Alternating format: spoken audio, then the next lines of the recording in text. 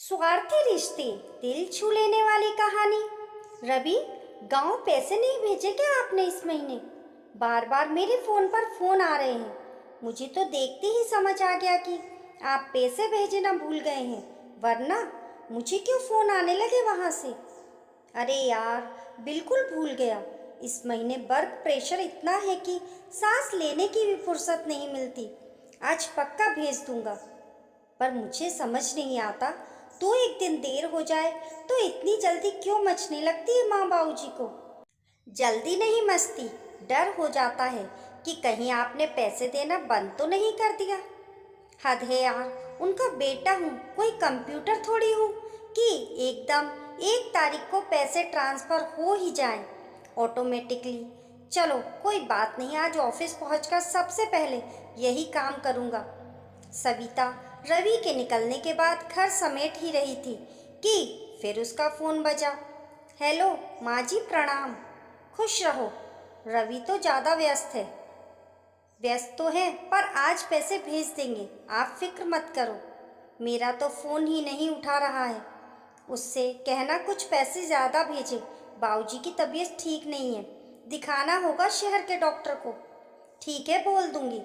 हर महीने 2 महीने में एक फिक्स राशि के अलावा कुछ और पैसों की डिमांड आना तय था, जबकि गांव में घर का अनाज, सब्जियां और दूध हो जाता है। दवाइयाँ नाम मात्र की आती हैं, क्योंकि सास ससुर दोनों स्वस्थ थे। गांव में एक बार ऐसे ही चर्चा चली तो सासू माँ बिफर पड़ी थी। अरे, नमन की नौकरी इतनी अच्छी होती तो क्या तेरे तरह उसे शौक नहीं है परिवार रखने का?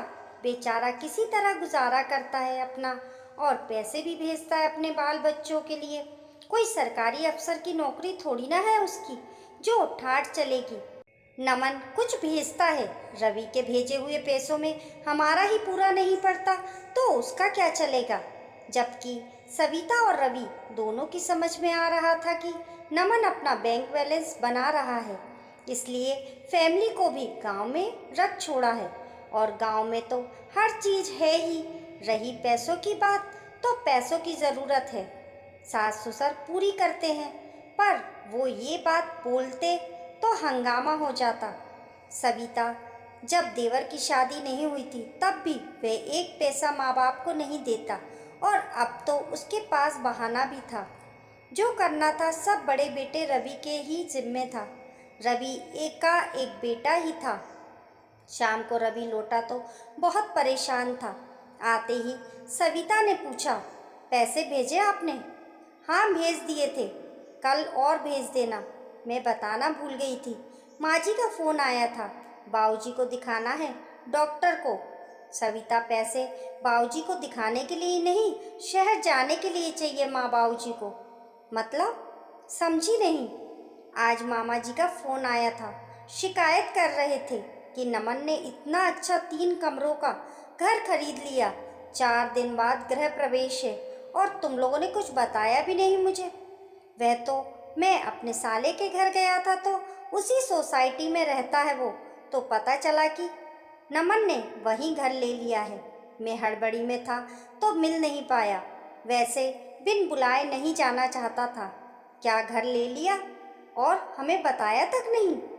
माँ जी तो हमेशा उनकी कम आमदनी का रोना रोती थी, और 3 कमरे के घर में तो अच्छे खासे पैसे लगे होंगे, वह भी उस नामी सोसाइटी में। तो मैं अभी फ़ोन करके पूछता हूँ माँ से, इतनी बड़ी बात क्यों छुपाई मुझसे? रवि क्रोधित ही नहीं, दुखी भी था। माँ को फ़ोन लगाया तो माँ बोली, बताने ही वाली थी, कोई खुद के पैसों से थोड़ी ना खरीदा है, बैंक से लोन लेकर खरीदा है।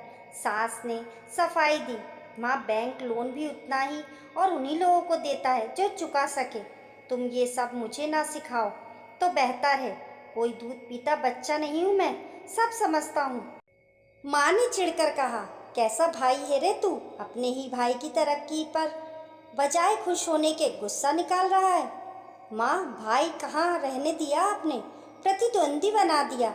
उसका एक तरफा सपोर्ट करके कभी मुझे बेटा समझा आपने?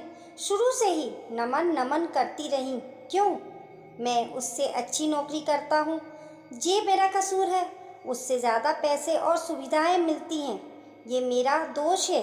आपको तो गर्व होना चाहिए मुझ पर नहीं, अपने घर की बात इसलिए नहीं बताई ना कि कहीं मैं उससे जलने ना लगूं, या मेरे मन में ये बात ना आ जाए कहीं मेरे ही भेजे पैसों से। अरे तू कोई लाख रुपए भेजता है क्या? 10-15 हज़ार का आजकल कोई महत्व है क्या? वह तो गर्म तवे पर पानी की तरह उड़ जाता है। कष्ट में ही रहते हैं हम वहाँ पर, तुझे बताते नहीं तो क्या?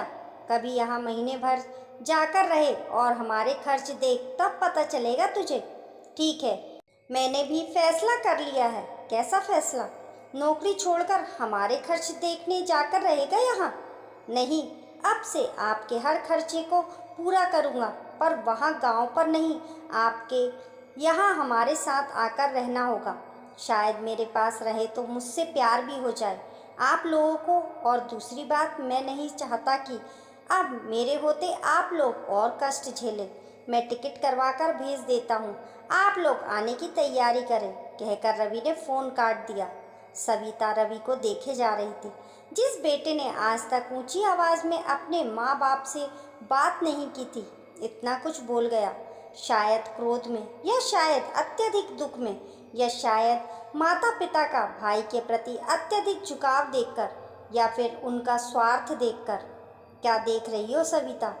कहा जाता है कि माता पिता भी जब दुष्ट हो जाएं तो संतान को उनका परित्याग कर देना चाहिए।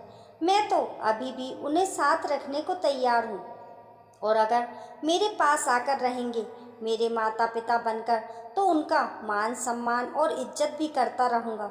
पर हाँ, अब ये बड़ा बेटा एटीएम मशीन बनकर नहीं रहेगा।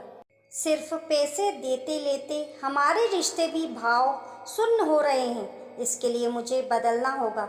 रिश्तों को स्वार्थ की बलि बेदी पर कुर्बान होते नहीं देखना है मुझे। इसके लिए इतना स्वार्थी होना तो बनता है मेरा। दोस्तों, आपको ये कहानी कैसी लगी कमेंट करके ज़रूर बताएं, और पसंद आने पर लाइक और शेयर करें। ऐसी ही अच्छी अच्छी कहानियों के लिए चैनल को सब्सक्राइब करना ना भूलें। मिलते हैं फिर एक नई कहानी के साथ, तब तक के लिए नमस्कार।